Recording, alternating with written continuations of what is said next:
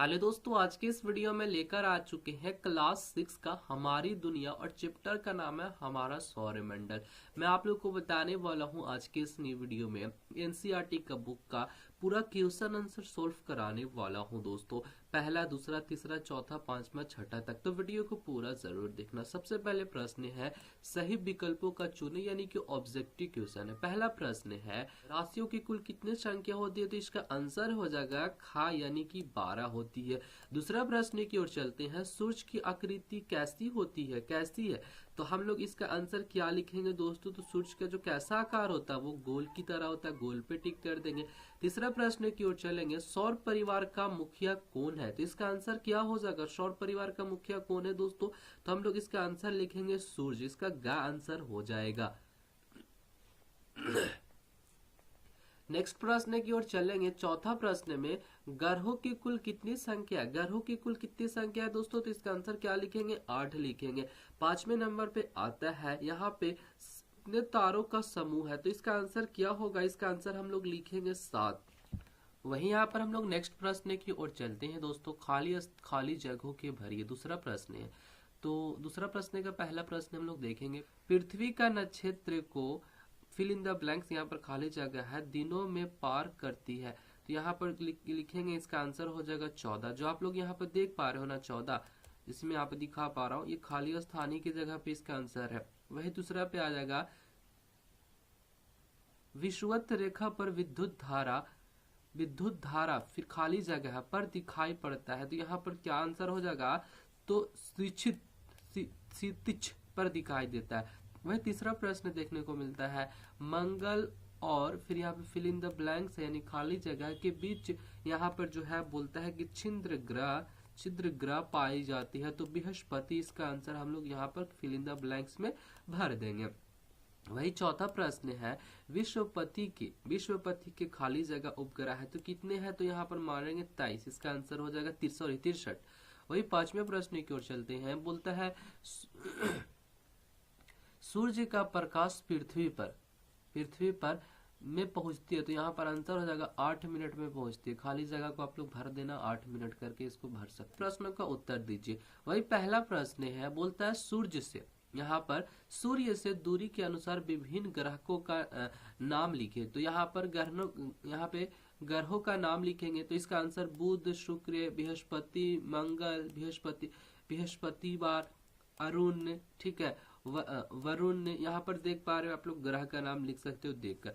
वही दूसरा प्रश्न की ओर आते हैं, बोलता है सूर्य से सबसे नजदीक ग्रह का नाम क्या नाम है, तो इसका आंसर आप लोग देख सकते हो दोस्तों, यहाँ पर जो कि बुध सूर्य का सबसे निकट ग्रह है। वही तीसरा प्रश्न की ओर हम लोग बढ़ते हैं।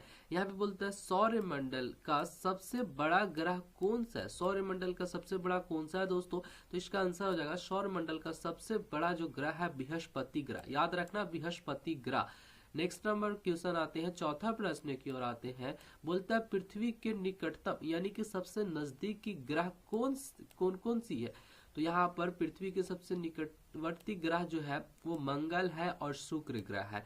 नेक्स्ट क्वेश्चन की ओर चलते हैं, पांचवा क्वेश्चन की ओर चलते हैं, उस ग्रह का क्या नाम है जिसके चारों ओर उछाल पाए जाते हैं, तो इसका आंसर क्या होगा, उस ग्रह का नाम शनि है जिसके चारों ओर छाले पाए जाते हैं, ठीक है। छठे प्रश्न की ओर आते हैं, सौर मंडल में कौन सा ग्रह सबसे अलग है और क्यों है, नेक्स्ट इसका आंसर हो जाएगा सौर मंडल का पृथ्वी ग्रह सबसे अलग क्योंकि पृथ्वी ग्रह एकमात्र ऐसे ग्रह है जहां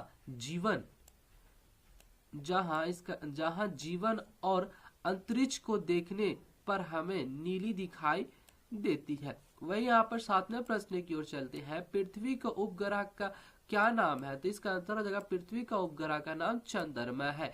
वही यहाँ पर आठवें प्रश्न की ओर चलते हैं, वो कौन सी ग्रह है जो पृथ्वी के घूमने पर विपरीत दिशा में घूमती है, तो इसका आंसर क्या हो जाएगा दोस्तों, यहाँ पर शुक्र और यहाँ पर अरुण पृथ्वी के घूमने पर विपरीत दिशा में घूमती है। नेक्स्ट प्रश्न की ओर आते हैं, नौवां प्रश्न की ओर हम लोग बढ़ते हैं, बोलते हैं आकाश गंगा क्या है, तो इसका प्रश्न क्या होगा दोस्तों, खुले आकाश में कहीं कहीं रास्ते की तरह दूर तक असंख्य तारों की फैली चौड़ी सफेद चमकेदार पट्टी होती है और इनके कल्पना आकाश नीले में प्रकाश एक बहती सतह की गई है, उसे आकाश गंगा कहते हैं। तो ये हमारा प्रश्न हो गया।